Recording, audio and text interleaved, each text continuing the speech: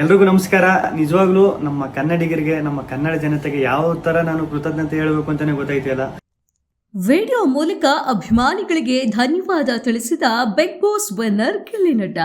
Big boss Kannada season 12ರ ವಿಜೇತ ಗಿಲ್ಲಿ ನಟ 3 ತಿಂಗಳ ಬಳಿಕ ಕಪ್ ಗೆದ್ದು ಬಿಗ್ ಬಾಸ್ ಮನೆಯಿಂದ ಹೊರಗೆ ಬಂದಿದ್ದಾರೆ. ಬಿಗ್ ಬಾಸ್ ಟ್ರೋಫಿ ಜೊತೆ ತಮ್ಮ ಹುಟ್ಟೂರಿಗೆ ಮರಳಿದ ಗಿಲ್ಲಿ ಅವರಿಗೆ ಅದ್ಭುತ ಸ್ವಾಗತ ಸಿಕ್ಕಿದೆ. ಇದನ್ನು ಕಂಡ ಗಿಲ್ಲಿ ಸಂಪೂರ್ಣವಾಗಿ ಅರಗಿಸಿಕೊಳ್ಳಲು ಸಾಧ್ಯವಾಗುತ್ತಿಲ್ಲ ಎಂದು ಭಾವುಕರಾಗಿದ್ದಾರೆ.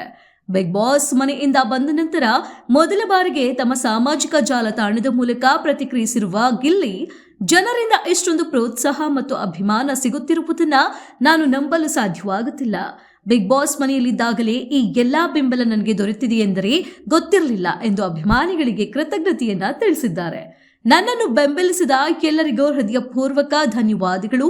ನನ್ನ ಗೆಲುವಿಗಾಗಿ ವೋಟ್ ಮಾಡಿದ ಪ್ರತಿಯೊಬ್ಬರಿಗೂ, ನನ್ನ ಹೆಸರಿನಲ್ಲಿ ಹರಕೆ ಹೊತ್ತವರಿಗೂ, ಟ್ಯಾಟೂ ಹಾಕಿಸಿಕೊಂಡ ಅಭಿಮಾನಿಗಳಿಗೂ, ಮಾಧ್ಯಮಗಳಿಗೂ ಮತ್ತು ಸೋಷಿಯಲ್ ಮೀಡಿಯಾದಲ್ಲಿ ನಿರಂತರ ಬೆಂಬಲ ನೀಡಿದ ಎಲ್ಲರಿಗೂ ನನ್ನ ಧನ್ಯವಾದಗಳು ಎಂದು ಹೇಳಿದ್ದಾರೆ.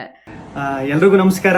ನಿಜವಾಗ್ಲೂ ನಮ್ಮ ಕನ್ನಡಿಗರಿಗೆ, ನಮ್ಮ ಕನ್ನಡ ಜನತೆಗೆ ಯಾವ ತರ ನಾನು ಕೃತಜ್ಞತೆ ಹೇಳಬೇಕು ಅಂತಾನೆ ಗೊತ್ತಾಯ್ತಿಲ್ಲ.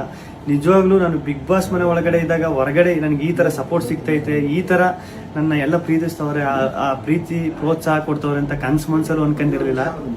ಸಖತ್ ಖುಷಿ ಆಯ್ತು ಆಚೆಗೆ ಬಂದಾಗ. ಇನ್ನೂ ನನಗೆ ನಾನೇ ನಂಬಕಾಯ್ತಿಲ್ಲ.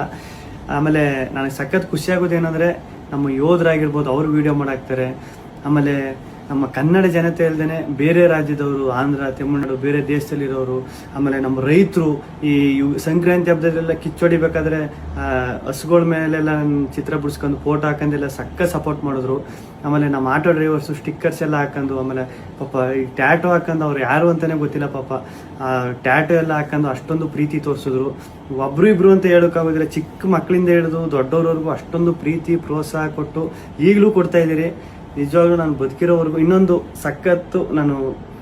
ಸಖತ್ತು ಆಶ್ಚರ್ಯ ಆಗಿದ್ದು, ಖುಷಿಯಾಗಿದ್ದು, ನಮ್ಮ ಮೀಡಿಯಾ, ನಮ್ಮ ನ್ಯೂಸ್ ಚಾನೆಲ್ಗಳು ಅಷ್ಟೊಂದು ಸಪೋರ್ಟ್ ಮಾಡಿದ್ರು ನಂದು.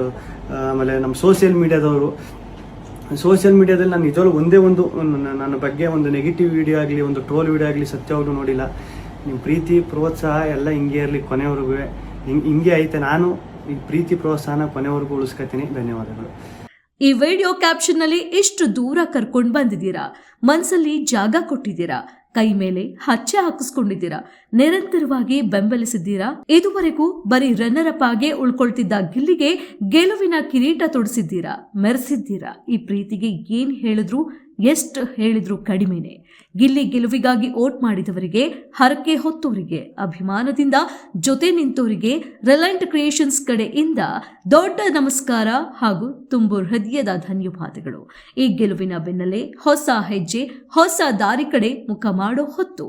ಈ ಕೊನೆಯ ಬರಹವು ಗಿಲ್ಲಿ ನಟ ಭವಿಷ್ಯದ ಯೋಜನೆಗಳ ಬಗ್ಗೆ ಸೂಚನೆ ನೀಡಿದೆ. ಹೊಸ ಗೆಜ್ಜೆ, ಹೊಸ ದಾರಿ ಎಂಬ ಬರಹವು ಅಭಿಮಾನಿಗಳಲ್ಲಿ ಹೊಸ ಕುತೂಹಲವನ್ನ ಸೃಷ್ಟಿಸಿದೆ.